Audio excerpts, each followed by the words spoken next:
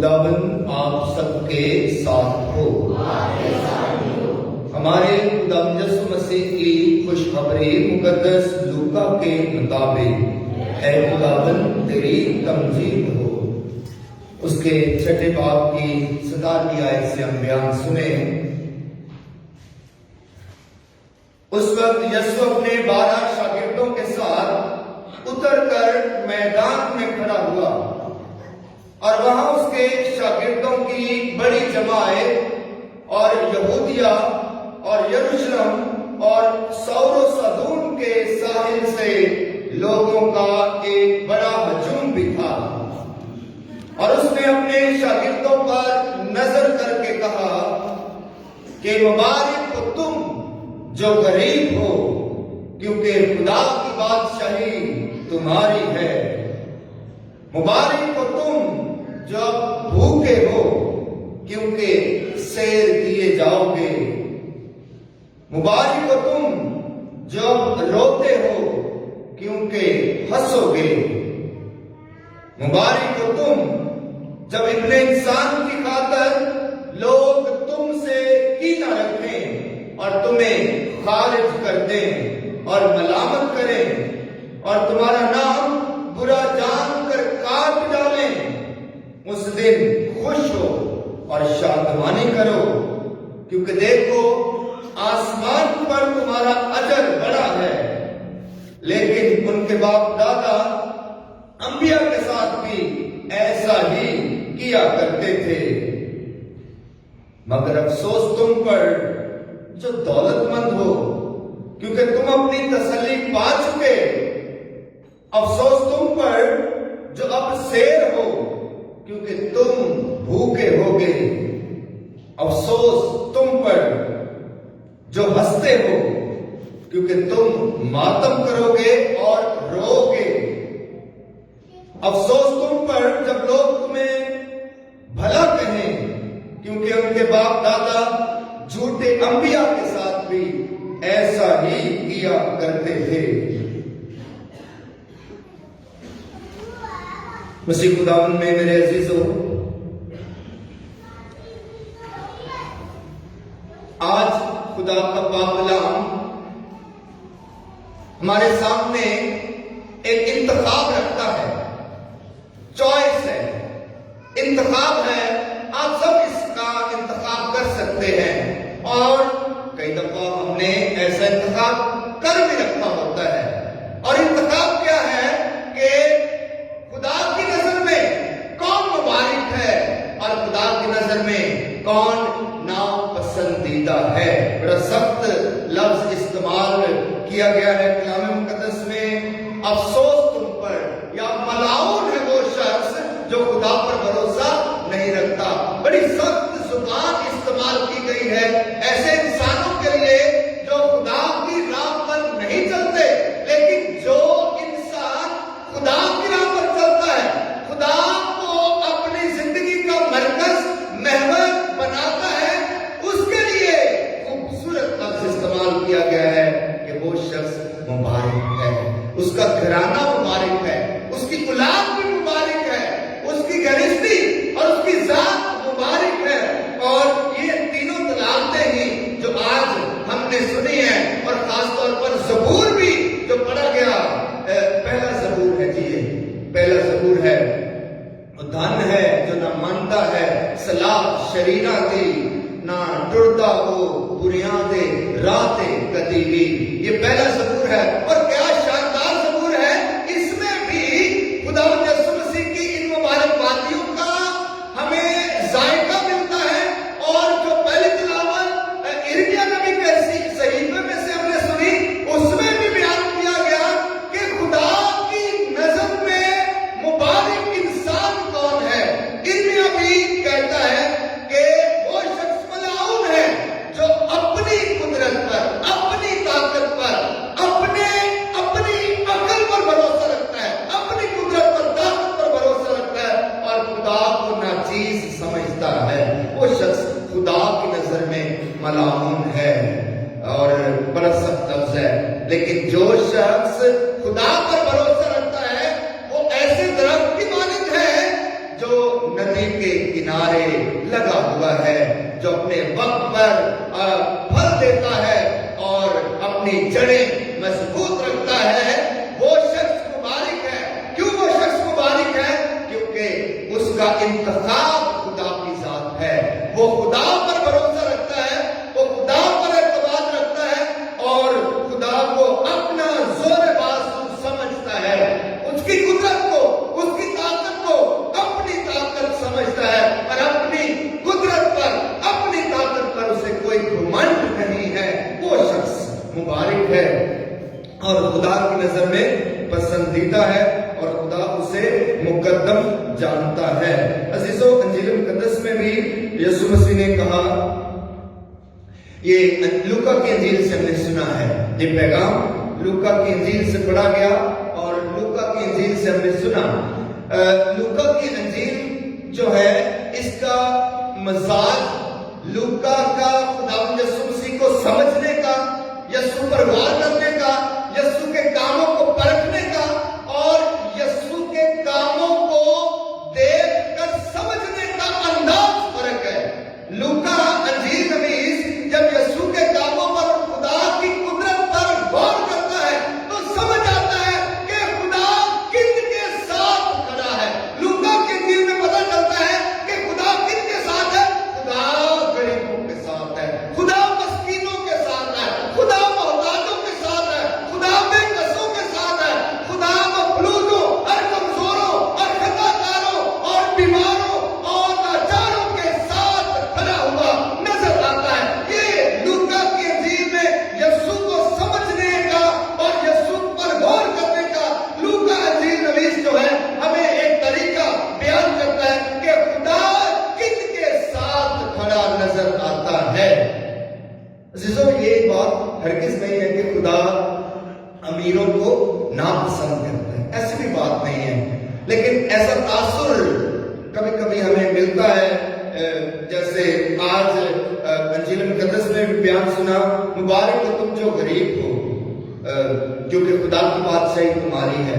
پھر انجیل مقدس میں خدا یسوع مسیح نے ایک دفعہ کہا کہ اونٹ کا سوئی کے ناکے میں سے گزر جانا آسان تر ہے، مشکل ہے امیر کا خدا کی بادشاہی میں داخل ہونا۔ تو کیا مطلب ہے اس کا؟ کلام مقدس میں اور بہت سارے مقدسین کی زندگی میں ہم دیکھتے ہیں کہ وہ بڑے امیر تھے۔ حضرت داؤد نبی، اسرائیل کا سب سے مقبول ترین، مشہور ترین اور سب سے کامیاب ترین بادشاہ، کیا کچھ نہیں تھا اس کے پاس، لیکن اس نے کبھی بھی اپنی دولت پر گھمنڈ نہیں کیا تھا۔ اس لیے وہ دولت مند خدا کی نظر میں ناپسند ہے جو اپنی دولت پر گھمنڈ کرتا ہے اور اس گھمنڈ میں اور غرور اور تکبر میں محو رہتا ہے۔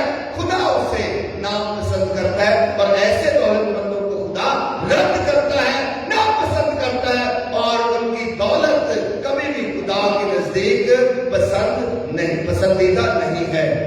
سلیمان نبی، سلیمان بادشاہ، عزیزو، کلام مقدس میں بیان ہے کہ جب خدا نے سلیمان نبی کو، بادشاہ کو یہ فضل بخشا کہ وہ داؤد کے بعد اسرائیل کا بادشاہ بنے، تو کلام مقدس بیان کرتا ہے کہ وہ اتنا دولت مند تھا، وہ اتنا امیر تھا کہ اس کی مانند پوری دنیا میں کوئی امیر شخص نہ تھا، کوئی امیر شخص نہ تھا۔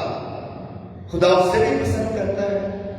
خدا کہتا ہے کہ تو مانگ، کیا مانگتا ہے؟ اور سلیمان کہتا ہے کہ خداوند مجھے فہم دل عطا کر، عقل والا دل عطا کر، راست دل عطا کر۔ کس لیے؟ تاکہ میں تیرے لوگوں کا عدل سے انصاف کر سکوں۔ اس لیے خداوند مجھے اور کچھ نہیں چاہیے، مجھے ایک اچھا، سچا، نیک فہم دل عطا کر دے۔ کس لیے؟ میری ذات کے لیے بھی نہیں، میری خود نمائی کے لیے بھی نہیں، بلکہ اس لیے کہ میں عدل سے تیرے لوگوں کا انصاف کر سکوں۔ خدا کو یہ بات سلیمان بادشاہ کی بڑی پسند آتی ہے۔ خدا نے کہا تو نے اپنے لیے دولت نہیں مانگی، اپنے لیے شہرت نہیں مانگی، اپنے لیے اونچا نام نہیں مانگا، تو جا یہ بھی میں تجھے دیتا ہوں، کیونکہ جو کچھ تجھے مانگا ہے وہی در حقیقت میں خدا کی نظر میں پسندیدہ ہے۔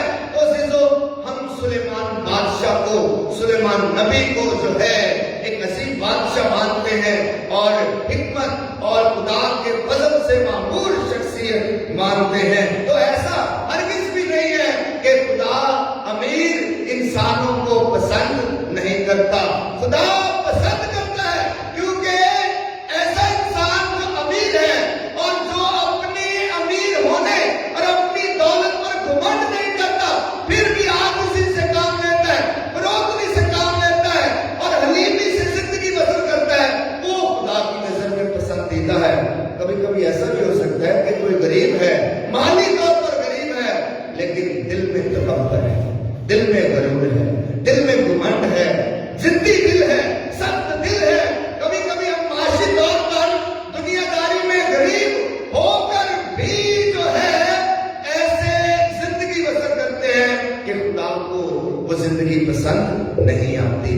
غرور اور تکبر کی زندگی اور گھمنڈ کی زندگی اور دل کی سختی کی زندگی کبھی بھی خدا کو پسند نہیں آتی۔ تو عزیزو، ایسا بالکل ہرگز نہیں ہے کہ خدا صرف غریبوں کو پسند کرتا ہے، وہ ہر اس انسان کو پسند کرتا ہے، ہر وہ انسان جو خدا کو اپنے رحم کا وسیلہ سمجھتا ہے، جو خدا کی پروردگاری پر بھروسہ رکھتا ہے، جو خدا کی قدرت پر بھروسہ رکھتا ہے، خدا اسے پسند کرتا ہے۔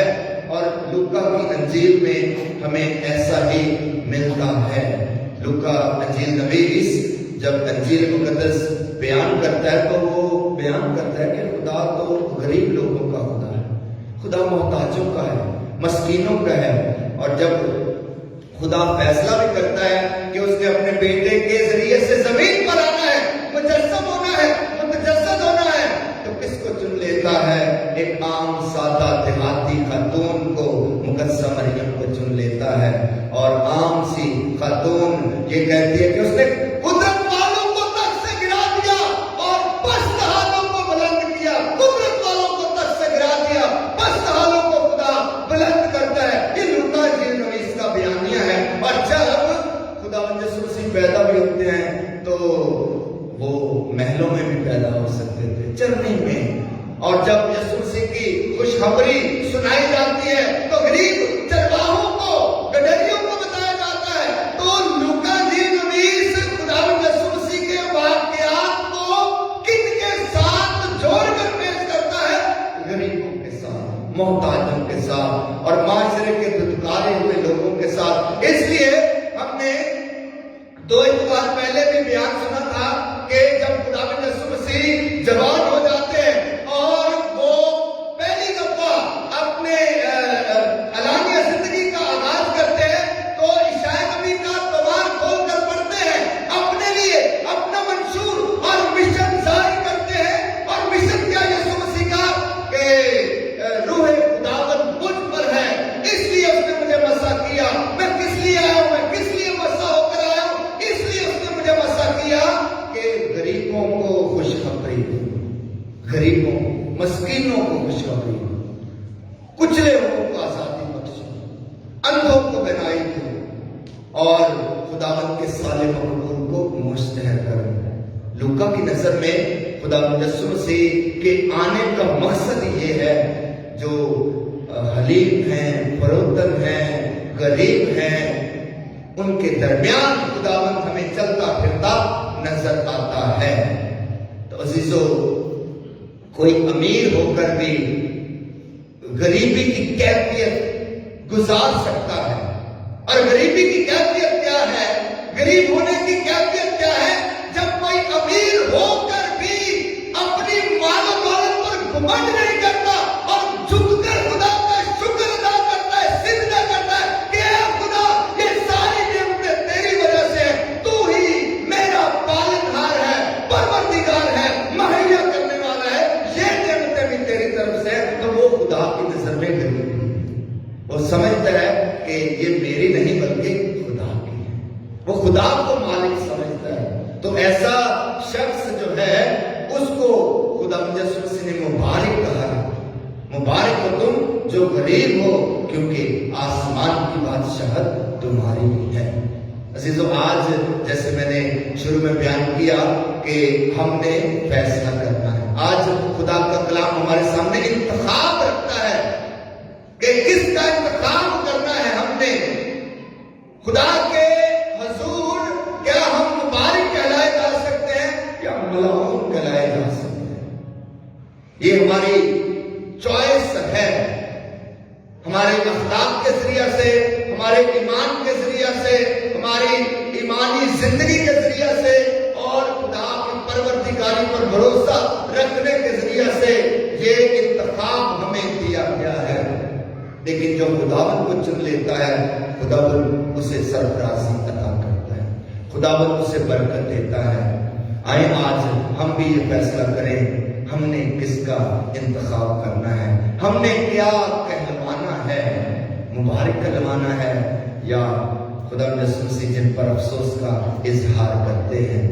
اگر ہم خدا کی پروردگاری پر بھروسہ رکھتے ہیں اور ہر چیز کو خدا مالک سمجھتے ہیں، تو پھر یقینی طور پر خدا ہمیں مبارک کہہ سکتا ہے اور ہم خدا کے چنے ہوئے برگزیدہ انسان کہلائے جا سکتے ہیں۔